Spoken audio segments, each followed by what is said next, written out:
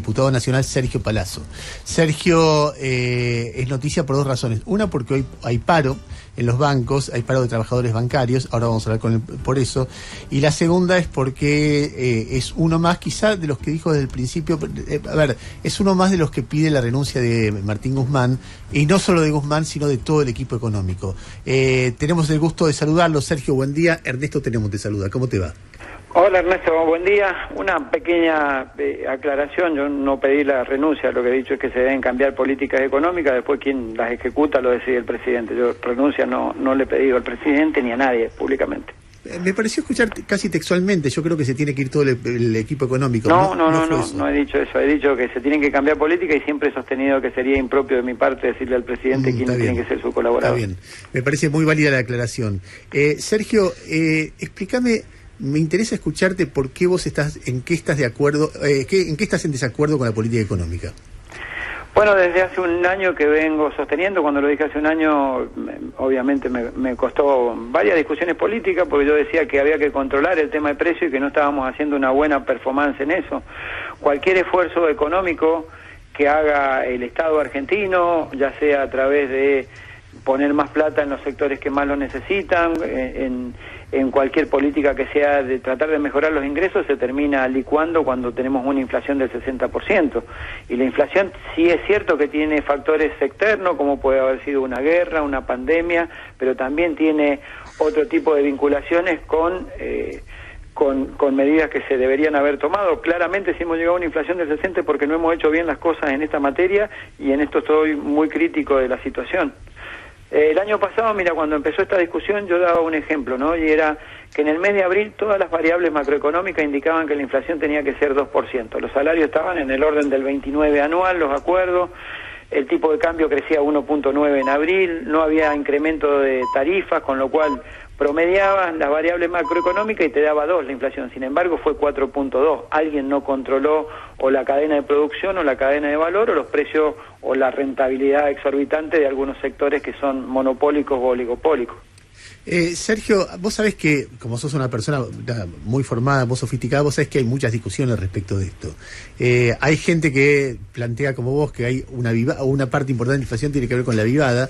Otra gente sostiene que no es así, que en realidad lo que pasa es que la devaluación previa fue tan grande y los precios no se pusieron a ese tono que cuando empieza a haber un poco más de consumo vuelven a recuperar lo que habían perdido en la devaluación. Otros dicen que la avivada de los empresarios ocurre en todos lados y no en todos lados hay inflación, con lo cual eso puede mostrar un nivel exagerado de precios, pero no una variación de precios. No sé si se entiende. Los monopolios pueden poner precios más altos, pero no tienen por qué variar. Hay lugares que están más concentrados que la Argentina y no tienen inflación, con lo cual, te pregunto si no pensás que tal vez el enfoque tenga algún, no sé, se ha equivocado. No, está claro que la inflación es multifacético, no es una sola circunstancia, y la avidez de una mayor rentabilidad por parte del sector empresario, que la tiene claramente. Vos tenés un componente externo que hoy en el mundo está viendo inflación, y por qué en países que antes no la tenían o países que tienen una inflación mínima y la duplicaron. ¿Y por qué pasa? Y porque hubo una pandemia donde hubo que emitir, donde hubo que tomar medidas de otro tipo, y esto le generó algún proceso de inflación, ya sea porque se generó demanda a través de la emisión o por alguna otra circunstancia. También hay inflación porque hay insumos que son importados y bailan al precio del dólar, y a veces no conseguís los dólares y terminás haciendo operaciones en el dólar MEP. Pero también es cierto que la Argentina tiene un proceso de concentración, particularmente en alimentos, en monopolios y oligopolios, que condicionan y ponen el precio que ellos quieren sin ningún tipo de control. Vos tenés actividades que son regidas por 1, 2 o 3 empresas, andá los lácteos, andá la metalurgia o la metalmecánica, que es donde te hacen los enlatados, anda el aceite, y te encontrás con que hay monopolios u oligopolios que regulan, y ahí sí empieza no sé si el término es avivada, pero sí una voracidad rentística impropia para un país que tiene muchas necesidades y para ciudadanos que tienen muchas necesidades. Es multifacético. El problema de la inflación no es un solo tema. Ahora, cuando vos evaluás la performance del equipo económico en base a esto, uno va y dice, a ver, en la chiquita, Está Feletti hace 6 meses, no logra bajar esto, todo lo contrario.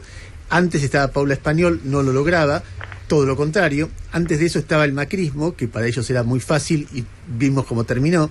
Antes de eso estaba Cristina, que es la gobernante con la que vuelve la inflación, las remarcaciones, todo, porque hasta el 2007, desde el 90 se había frenado la inercia inflacionaria. De hecho, en el 2002 hubo una mega devaluación, multiplicó por 3 y no hubo esa inflación para nada. Hubo 40% el primer año y después bajó a 7, 8 los años de Néstor Kirchner.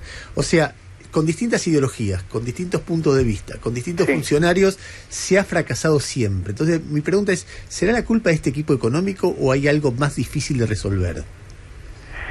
Yo creo que hay medidas económicas que deberían tomarse. Si vos tuviste un Estado que estuvo cerca del sector empresario durante la pandemia, acompañando a pagar salarios a través de los ATP, a través de la disminución de cargas sociales, para que se pudiera preservar la producción y el empleo, cuando esas empresas tienen consumo, vos deberías ejercer un poco ese control en función de lo que aportaste como Estado. Yo creo que ahí hay una deficiencia.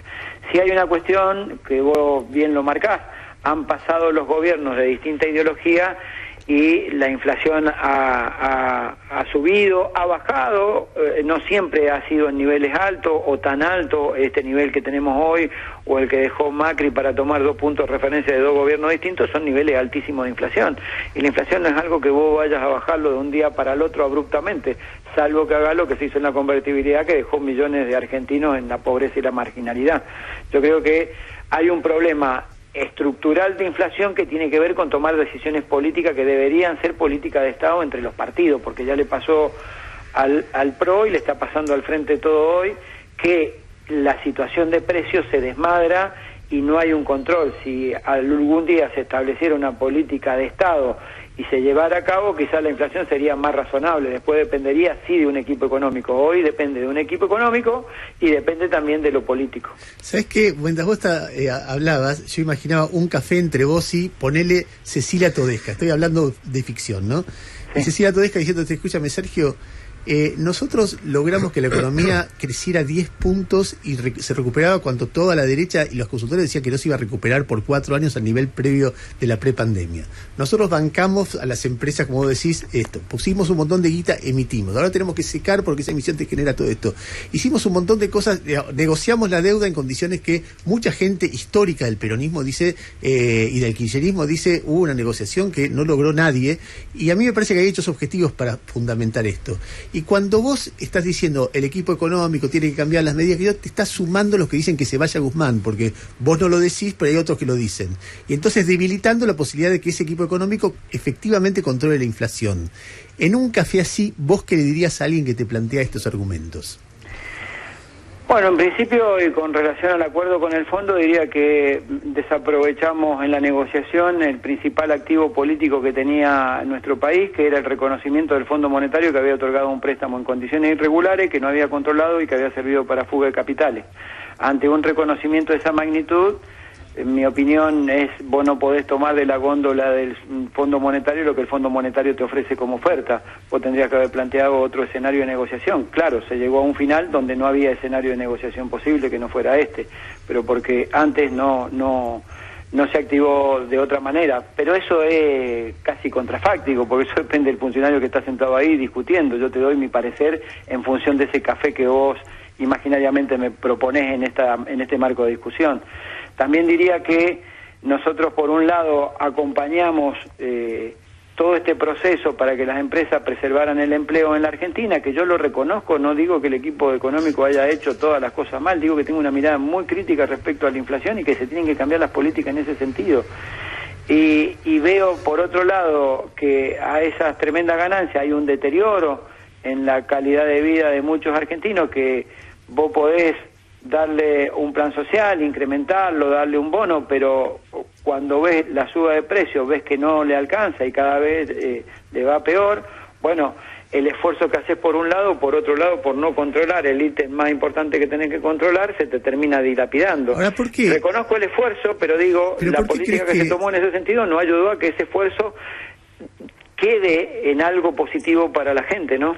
Ahora, ¿te animas a especular de por qué lo hacen si no controlan las empresas? Si van a negociar sin esos argumentos con el fondo, ¿lo harán porque son de derecha, porque son débiles, porque no son capaces, porque ideológicamente tienen una visión que es incorrecta? Porque posiblemente hayan tenido una mirada distinta y esa mirada distinta no le trajo un reflejo mejor para Argentina en la negociación. Yo no tengo por qué pensar ideologizando a nadie. No puede pasar que la realidad sea un poco tosuda, que sea difícil de modificar y que con un enfoque ideológico distinto o con una postura, porque a ver, el negociador de la deuda externa es el hombre que negoció, que Sergio Ochoa negoció al lado de Kirchner la deuda externa privada, fue un hombre clave en la estatización de los fondos de los AFJP, o sea, no es Guzmán, es alguien bien del peronismo, y vos lo escuchás a él hablar y te dicen, logramos algo espectacular que nadie logra, y además, bueno, del otro lado hay gente muy poderosa, con lo cual juzgar desde afuera qué se logró y qué no, hay que estar ahí adentro, pero es alguien insospechable, porque Guzmán uno puede decir viene de Estados Unidos, como le han dicho, estudió en una universidad de derecha, no sé qué, pero no Chodos, ¿entendés? Entonces, yo no entro en esa discusión ideológica, creo que Guzmán es un ministro de Economía de este gobierno y no lo veo como un agente infiltrado ni ninguna cosa rara. Digo que en la práctica esto es como un banco. Vos vas a un banco y el banco decidió, siendo vos un sujeto de crédito inaplicable para un crédito, darte un crédito. Y después viene y te ejecuta tu garante. Vos decís, bueno, pará, pero vos no le tendrías que haber dado el crédito. O vos se lo tendrías que haber dado en otras condiciones. Entonces, a vos te van a querer ejecutar la casa, pero vos vas a una instancia judicial. Si fuera, te estoy hablando de un banco, no te estoy hablando del acuerdo del fondo, pero trato de hacer una analogía en eso. Y bueno, va a ser difícil que alguien te dé la razón de que bajo circunstancias especiales vos me quieras aplicar situaciones normales. Esta es mi discusión respecto a ese acuerdo. Yo no lo llevo a terreno ideológico, ni que Guzmán porque haya estudiado en la universidad que haya estudiado. Es más, me parece una persona intelectualmente honesta que puede haber cometido errores, y creo que hay un error, que es la inflación y no saber controlarla. No poder controlarla es la otra, o no encontrar los mecanismos para encontrarla. Lo que digo es, cambiemos la política en materia de precios, porque evidentemente no anduvo bien si estamos en un 60% de inflación. Gustavo Grave, no digo que cambiemos, ministro, eso es una responsabilidad del presidente. Está clarísimo. Gustavo. Sí, no, ¿cómo le va, Palazzo? Buen día. Lo quería hacer una pequeña pregunta sobre el otro tema que tiene que ver con la medida de fuerza de hoy. Sí. Quería saber Vamos a eso, que todavía no hemos hablado de eso. No, está bien. Pero quería hacer una pregunta en base a mi desconocimiento. Entiendo cuál es el conflicto, el tema de las cuotas, el tema de el porcentaje que ustedes están pidiendo, mientras los bancos ofrecen 5 puntos menos. Pero ¿cuál es el salario promedio, el salario inicial de alguien que trabaja en un banco? Y si usted tiene además referencias de cuál ha sido, digamos, las ganancias, si es que las hubiese habido, uno supone que sí, de los bancos en el sistema financiero en el último año. Sí, el salario inicial de un trabajador bancario es 118.000 pesos, más un adicional que se cobra de 4.000 pesos mensuales aproximadamente, cuando los bancos obtienen rentabilidad. Es una participación en las ganancias. Eso lo lleva a un salario inicial en 122.000 pesos, menos los descuentos le quedará 100.000 pesos, 98.000 pesos. El que empieza a trabajar se lleva eso. Empieza a trabajar, exactamente. Las ganancias de los bancos, como dato importante o un dato relevante que también lo ponemos en valor en la negociación cuando nos ofrecen particionar de 5 a 7 cuotas el acuerdo salarial, que es lo más grave del acuerdo, de la propuesta de ellos, es que hace pocos días el Banco Central emitió una resolución donde le permite distribuir los dividendos generados en el año 2020 y 2021, que no se los permitieron por la pandemia primero y después por otras razones no le permitieron distribuirlo. Esa distribución de dividendos entre los accionistas de los bancos, ese 20% que le permiten, es 121.000 millones de pesos. Si es el 20, quiere decir que el 80 son 600.000 millones de pesos más que le queda por cobrar. Estas son las ganancias que han obtenido en este tiempo, por eso nosotros sostenemos que nosotros el acuerdo que pedimos es en línea con lo que los propios bancos diagnostican como presunta inflación en sus informes privados ante el Banco Central. Lo que no me dijo es cuánto es el sueldo promedio, Palazzo? ¿Cuánto Y es? el sueldo promedio varía de acuerdo a la Cámara y hay ítem que nosotros no tenemos acceso, como puede ser determinados bonos que los bancos le paguen a algunos funcionarios, pero si querés ese monto, multiplicarlo al que yo te acabo de dar, multiplicarlo por 2 y es un buen acuerdo, una buena referencia. Palazzo, ¿qué tal? Buen día, Jairo Estracha lo saluda, ¿cómo le va? ¿Qué tal? Escuchando recién sus diferencias con la gestión económica, viendo también cómo votó en el Congreso el acuerdo con el fondo, y dada la discusión general que hay, ¿usted se imagina al Frente de Todos llegando con una PASO discutiendo esto en el 2023 o se lo imagina roto con 2 listas por afuera distintas? No, yo imagino un Frente de Todos que preserve la unidad y que si no hay una resolución digamos, de consenso para encontrar las candidaturas y el programa económico se resuelva a través de una PASO, no es una preocupación. Todos los espacios o varios espacios han tenido PASO, incluso han mejorado su performance electoral con eso. Así que yo veo un Frente de Todos unidos, no 2 listas por separado, y en ese Frente de Todos todavía hay tiempo para hacer esfuerzos para alcanzar una unidad, y si no se alcanza una unidad plena de programa y candidatura, tiene que haber seguramente habrá una PASO y nadie tiene por qué asustarse por eso. Y le hago una pregunta de la atención cotidiana en los bancos. La Asociación Bancaria se manifestó varias veces en favor de la vuelta a la presencialidad cuando estaba eso en discusión. Ahora, ¿eso se está dando 100%? Y le hago una pregunta puntual. El otro día veía comunicados de personal del Banco Central, que no sé si es afiliado a la bancaria o es personal de trabajo del sector público, de una representación sindical oponiéndose a la vuelta a la presencialidad. ¿Hay discusión o está saldado? Mira, nosotros sostenemos la comisión gremial, el Banco Central sí están dentro de la asociación bancaria, no sé si el comunicado habrá sido de parte de la gremial, de alguna agrupación. Nosotros en la mayoría de los bancos tenemos agrupaciones que militan sindicalmente y políticamente, algunas son afines, otras no. Nosotros hemos sostenido 2 cosas. En principio, que es importante la presencialidad, y segundo, no desconocemos que existe el teletrabajo y que van a haber sectores de trabajadores teletrabajando. Lo que decimos es que esta parte del teletrabajo, tal cual lo dice la ley, tiene que encontrar, de acuerdo a cada actividad, un marco regulatorio en su convención colectiva. ¿Y qué es ese marco regulatorio? Establecer cuál es el porcentaje máximo de dotación que tiene que tener una empresa como teletrabajadores, establecer el aspecto geográfico, porque si no se te concentra en las casas matrices y a lo mejor que tenés un teletrabajador en una sucursal y no tiene la posibilidad de serlo. Establecer los gastos de conectividad, ni más ni menos. Un teletrabajador debería, de acuerdo a la ley, ser asumido su gasto de conectividad para poder trabajar por la empresa. En el sistema financiero en la actualidad ni siquiera eso hacen, algunos bancos lo pagan y pagan lo que quieren, y es insuficiente muchas veces, y estamos en esa discusión también en el marco de la paritaria. No solo es el tema salarial, hemos planteado la discusión de teletrabajo y hemos planteado la discusión de la universalización de la guardería o jardines maternales para que lo perciban tanto hombres como mujeres, como dice el decreto reglamentario del Ministerio de Trabajo. Así que son varios puntos que están en la paritaria, no uno solo. Sergio, te hago una última pregunta. Cuando hablas de cómo el Frente de Todos va a organizarse de acá al año que viene, ¿tenés algún candidato o candidata que vos digas, a mí me gustaría que el próximo presidente o presidenta sea fulano o fulana?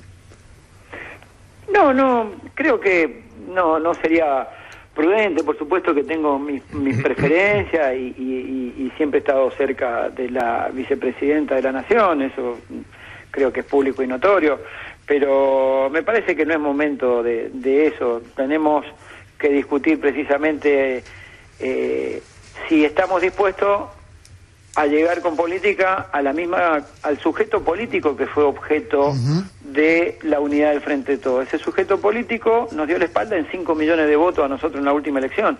Entonces hay que dar una discusión de cómo recuperar y con qué políticas eso, y después hablar de las candidaturas. O sea que, de cualquier manera, yo sé que vos no me lo vas a decir porque no querés evitar el título, pero yo leo que a vos te gustaría que Cristina fuera la próxima presidenta. Yo no he dicho eso y no sé cuál será la idea de Cristina, no he hablado con la vicepresidenta respecto a su intención política. Generalmente me inclino por un candidato cuando el candidato dice que quiere ser candidato. Antes no hablo de candidato porque sería generar un debate falso. Si alguien no dice que quiere ser candidato, ¿cómo lo voy a apoyar? Cuando alguien diga que quiere ser candidato, ahí me expresaré. Sergio, te mando un abrazo y gracias por la deferencia de atendernos. No, gracias a ustedes. Espera, una sola cosita. Hola. Uy, justo le iba a recriminar que no me dijo nada de estudiante, porque vos viste que cuando alguien te saluda... Pero tiene más problemas con Independiente. No, está bien, bueno, pero es una cuestión de una vez te pasa en la vida, vos saludás a alguien a palazo y decís, hola Ernesto, ¿qué tal? Che, te felicito por vos y te felicito por estudiante. Estaría bien, pero... No,